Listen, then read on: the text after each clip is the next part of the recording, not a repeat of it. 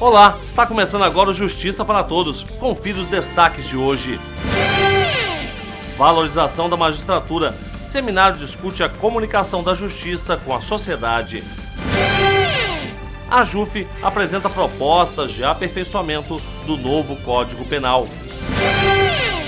Transparência na Justiça Federal é debatida por jornalistas, advogados, membros do Poder Judiciário e dos poderes públicos em geral. Envio de cartão de crédito sem solicitação, mesmo bloqueado, é prática abusiva e causa dano moral. Entendimento é do STJ. Eu sou Samuel Figueiredo e o Justiça para Todos já está no ar.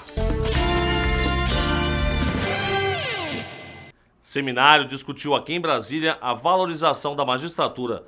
Um dos objetivos da iniciativa foi esclarecer melhor à sociedade o papel do juiz e do Poder Judiciário. Outros detalhes você acompanha agora na reportagem de Gisele Mourão. O programa Valorização Juiz Valorizado Justiça Completa foi lançado nas 5 regiões do Brasil, com a participação de magistrados de todo o país.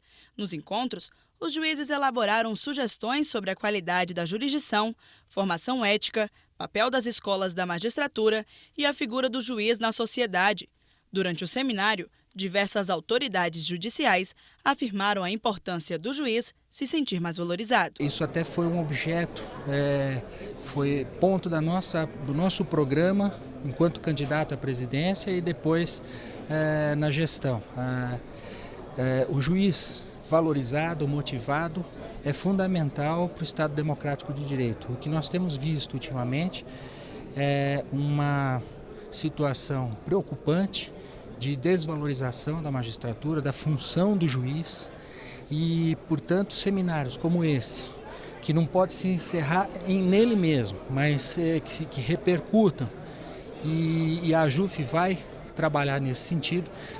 Seminário como esse é fundamental. E o Conselho Nacional de Justiça, pela sua própria função constitucional, tem o dever de estimular eventos como este, que valorizem o juiz, que valorizem o papel do juiz perante a sociedade e que estimule a comunicação entre o Poder Judiciário e a sociedade. Lembrando, quando se pensa prerrogativa do juiz, não se pensa em dar poderes por vaidade, poderes para contemplar a personalidade do juiz, mas prerrogativas aqui precisam ser entendidas no sentido de independência do juiz, de poder decidir com soberania, de decidir com a sua livre convicção, de entregar uma prestação jurisdicional séria, eficaz, segura, segundo a sua consciência. O juiz precisa ter a liberdade de decidir contra, a favor, quer do Estado, quer dos poderosos, quer dos pobres. Isso só é possível num ambiente democrático quando se assegura, quando se garante as prerrogativas da magistratura. De acordo com dados divulgados durante o seminário, nos últimos 5 anos, 83 magistrados pediram exoneração, aproximadamente 200 se aposentaram precocemente e pouco mais de 100 juízes aprovados em concurso público desistiram de ingressar na carreira. Isso são diversos aspectos, né? Um de fundamental importância é a questão remuneratória. Hoje os magistrados estão muito aquém daquilo que seria um nível do profissional de direito, ou seja, diversos escritórios de advocacia, Ministério Público, possuem remuneração superior ao do juiz, o que é uma inversão no âmbito estrutural do próprio Estado. Nós temos uma sobrecarga no trabalho dos magistrados, faltam juízes, nós temos uma cultura da litigiosidade muito grande, ou seja, os juízes trabalhando muito e com as responsabilidades que isso acarreta a ele como profissional. Então você tem um juiz que não consegue atender, não é? Você tem um juiz que não consegue se dedicar a um caso com a atenção que ele necessitaria, você tem uma cobrança excessiva, o Estado atribuiu responsabilidades que não são, em tese, da magistratura, mas atribuiu-as ao juiz. Então, não há um fornecimento de leito hospitalar, aí se socorre do judiciário. Se o juiz não concede o leito e acontece alguma coisa, já não é mais culpa do hospital ou do Estado. aí passa a ser uma responsabilidade do juiz. E isso gera estresse, porque ele não tem equipamentos, ele não tem condições humanas, ele não tem pessoal, estrutura para atender, e isso vai frustrando o profissional. Outro ponto bastante abordado durante o seminário foi a comunicação dos tribunais e dos magistrados com a sociedade. Para os palestrantes, é necessário que o juiz saiba a importância de se comunicar para ficar cada vez mais próximo da população. É um fator de legitimação do juiz essa participação social. Isso internamente na magistratura há um consenso sobre isso e creio que a própria sociedade também espera, de alguma forma, um juiz cidadão, um juiz preocupado com questões sociais, um juiz que interaja com a sociedade e que, através dessa interação, ele ganha em conhecimento, ele ganha em sensibilidade, ele ganha em capacidade de ser, em alteridade, em conhecer o outro, enfim. Só que, obviamente, também há alguns limites que eu tentei mostrar na minha manifestação, que dizem respeito à própria simbologia do juízo. Se exige também do juízo um certo comedimento, uma certa descrição, que compõe aquela, digamos, aura de imparcialidade que conforma a figura do juiz. Então, uma superexposição, uma hiperparticipação também pode não ser a melhor coisa a fazer. Eu acho que a ponderação de interesses nisso, a moderação é o melhor caminho. Os tribunais, de maneira geral, já melhoraram bastante o diálogo com a sociedade. A comunicação melhorou, inegavelmente. Agora ainda uma estrada longa a ser percorrida. Porque comunicação é mais do que hoje os tribunais ainda investem e aplicam nessa área. É preciso investir mais, é preciso profissionalizar mais, é preciso ter políticas de comunicação definidas e bem trabalhadas. E além de políticas, é preciso ter estratégias claras de atuação. Além da estratégia, é preciso ter uma operação que funcione lá na ponta. Sem essa concepção muito bem azeitada do que é a comunicação, de como fazer comunicação, as coisas não vão funcionar. Mas assim, embora tenha melhorado, ainda muita coisa para fazer. Após o encerramento da primeira fase do programa, as propostas aprovadas serão encaminhadas às escolas de magistratura, associações de juízes, aos setores de comunicação social do Judiciário e aos tribunais superiores. Além disso, outras sugestões serão levadas ao Conselho Nacional de Justiça.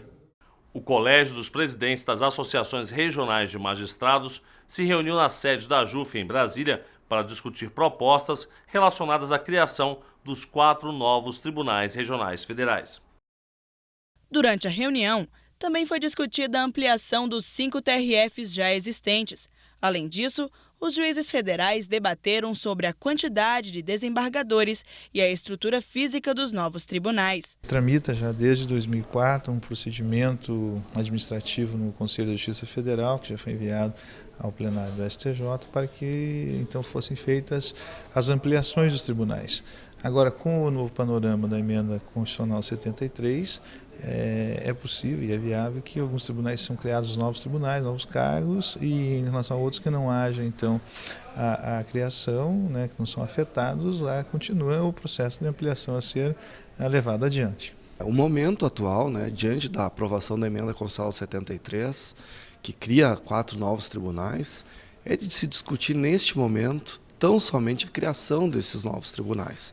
Por que eu digo isso? Após a criação desses tribunais, após a instalação, nós teremos uma visão mais clara do novo quadro que se apresentará. Daí sim, eu acho que a ampliação dos tribunais existentes hoje poderá ser um tema recorrente novamente. Para o vice-presidente da AJUF na primeira região, Ivanir Ireno Júnior, essa reunião é de grande importância para se chegar a uma definição relacionada à emenda constitucional 73. A gente convidou os presidentes das regionais para que a gente pudesse avaliar os impactos, né, da emenda constitucional 73 no 2º grau da Justiça Federal e reafirmou uma posição histórica da AJUF de que, mesmo com a antiga PEC 544, hoje emenda constitucional 73 e a criação dos novos 4 tribunais, a gente vai precisar da ampliação para atender melhor a população, para enfrentar a demanda processual, uma ampliação dos tribunais que não são atingidos pela emenda constitucional 73. Após mais de 10 anos, a criação dos 4 TRFs foi promulgada no Congresso Nacional no início de junho. Agora, o STJ vai criar projetos de lei para definir a quantidade de servidores e a estrutura dos tribunais. E veja a seguir, a AJUF apresenta propostas de aperfeiçoamento do novo Código Penal. E ainda nesta edição, Transparência na Justiça Federal é debatida por jornalistas, advogados, membros do Poder Judiciário e dos poderes públicos em geral. É daqui a pouco no Justiça para Todos.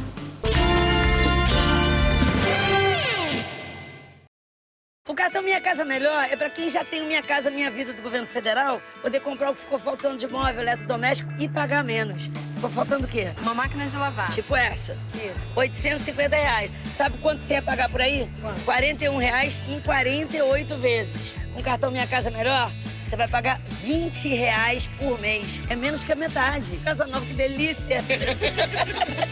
O que é melhor? Ralação e barriga no tanque, meu amor. Nunca mais.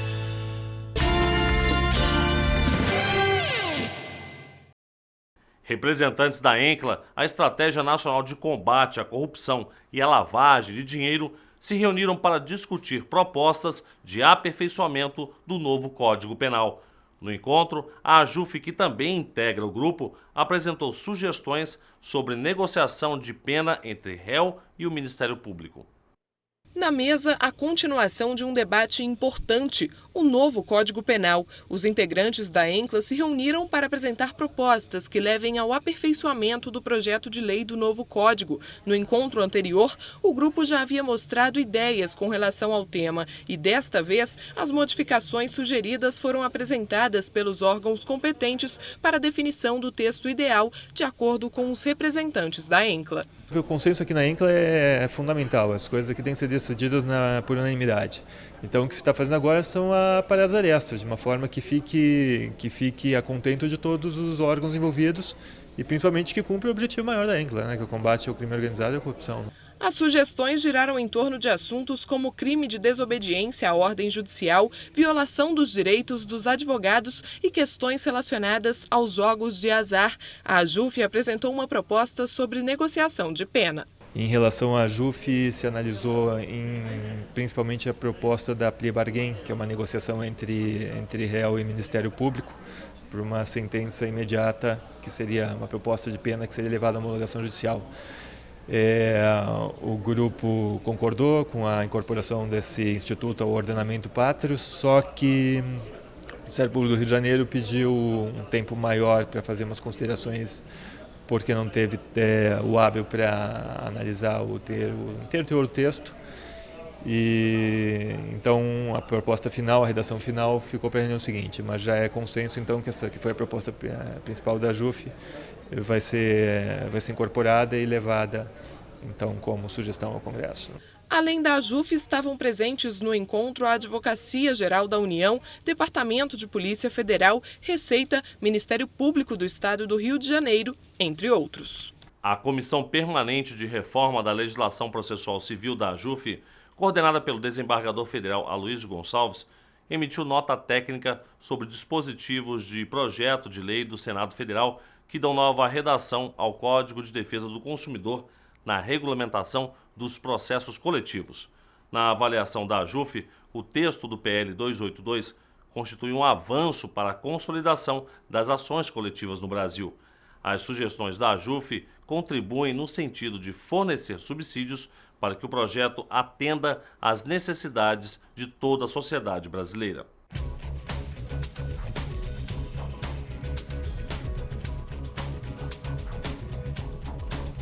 O Tribunal Superior Eleitoral abriu a exposição Voto no Brasil, uma história de exclusões e inclusões. A mostra, que conta a história das eleições no país, de 1532 até os dias de hoje, fica aberta ao público até 19 de dezembro, no Museu do TSE, em Brasília. A seguir, transparência na Justiça Federal é debatida por jornalistas, advogados, membros do Poder Judiciário e dos poderes públicos em geral. É daqui a pouco, logo depois do intervalo. Não sai daí.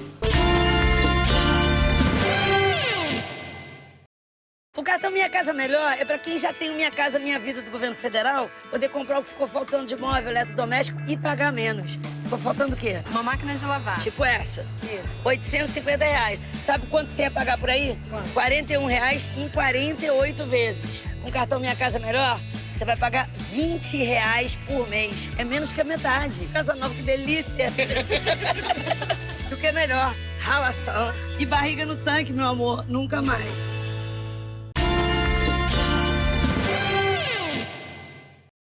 Foi realizado em Brasília o seminário Transparência na Justiça Federal, Alcance e Limites.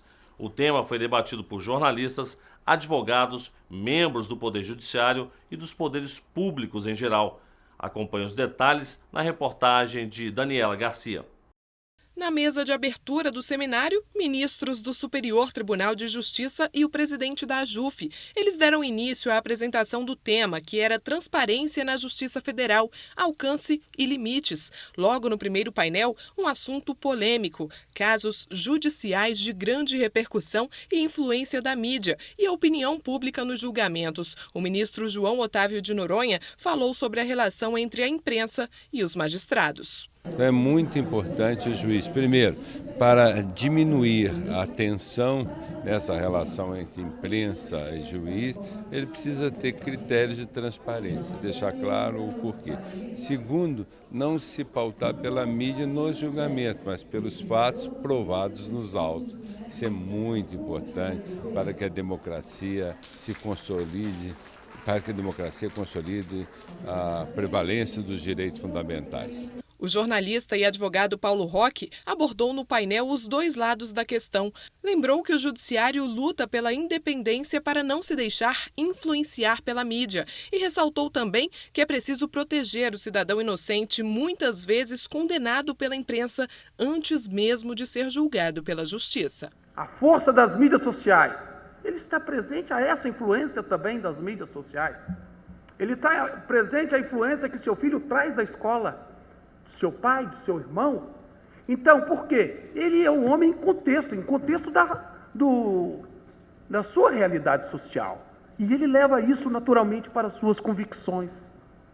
Agora, o que isso não pode acontecer é perturbar a sua independência como magistrado na formação livre da sua convicção. É isso que a sociedade espera dele. Segundo Paulo Roque, a imprensa pode ajudar, mas precisa respeitar o direito da personalidade. O juiz Arthur César também falou sobre o assunto e abriu a apresentação citando o caso da empregada presa injustamente, acusada de ter matado a própria filha, colocando cocaína na mamadeira da criança. Da maneira como ele coloca a notícia, da maneira como ele estabelece a forma como ocorreu o fato criminoso, ou como ele faz o etiquetamento desse fenômeno criminológico, pode efetivamente causar muito mal no âmbito do julgamento que deveria ser independente de qualquer influência, no âmbito do Poder Judiciário. Outros painelistas puderam expor diferentes pontos de vista e falaram também sobre a Lei de Acesso à Informação e Transparência. Para o presidente da AJUF, este seminário foi extremamente importante para promover a reflexão. A transparência é um tema atualíssimo e é quase uma necessidade hoje da sociedade brasileira, que não aceita mais decisões fechadas, posturas obscuras por parte de quem administre a coisa pública. Um encontro como esse, um seminário, tem a importância de discutir a transparência na Justiça Federal, e a Justiça Federal e o Poder Judiciário como um todo logo se mostraram abertos para a ideia de transparência, e foi o primeiro poder a se mostrar e cumprir a lei de acesso à informação, a lei de transparência. O envio de cartão de crédito, ainda que bloqueado, sem a aprovação do consumidor, caracteriza a prática comercial abusiva e autoriza a indenização por danos morais. O entendimento é do Superior Tribunal de Justiça. Uma prática que já se tornou comum no Brasil, receber cartão de crédito em casa sem ter pedido. Você receber algo que você não pediu é muito desagradável, né? Eu devolveria e diria que não teria pedido. Obviamente eu ia ligar lá reclamando, né? Dado que foi algo que eu não pedi. Uma surpresa muito desagradável. Porque às vezes você abre uma conta em um banco, né, e ele te oferece 1.001 coisa, fora as surpresas que acontecem, né, sem você menos esperar. E essas empresas realmente podem ser punidas. Ao enviar um cartão sem solicitação prévia, mesmo bloqueado, a operadora está violando o Código de Defesa do Consumidor. De acordo com a presidente da Comissão de Direitos do Consumidor da OAB do Distrito Federal, a atitude é considerada prática comercial abusiva e pode gerar até indenização por danos morais. O artigo 39 ele é claro ao dizer que é vedado ao fornecedor entregar produto ou serviço sem que o consumidor tenha feito o pedido. Essa empresa ela pode ter as penalidades do PROCON, não é? E ela também pode ser condenada a pagar dano moral ao consumidor. Esse entendimento do dano moral nos tribunais ele já está pacificado. A terceira turma do Superior Tribunal de Justiça julgou recentemente um caso relacionado a este assunto. Os ministros aceitaram um recurso do Ministério Público de São Paulo contra uma administradora de cartão de crédito. O banco foi condenado e não poderá mais enviar cartões sem que a pessoa tenha pedido. Terá ainda que indenizar os consumidores por danos morais e eventuais prejuízos materiais. De acordo com a Ordem dos Advogados do Brasil do Distrito Federal, os consumidores precisam ficar atentos e reclamar sempre. O consumidor leva essa reclamação ao PROCON, o PROCON instaura o processo e, ao final, multa essas empresas. Você pode também assistir o Justiça para Todos na página da JUF na internet ou no canal da associação no YouTube. O endereço é www.youtube.com/tvajuf. E o Justiça para Todos de hoje termina aqui. Obrigado pela sua companhia e até o nosso próximo encontro.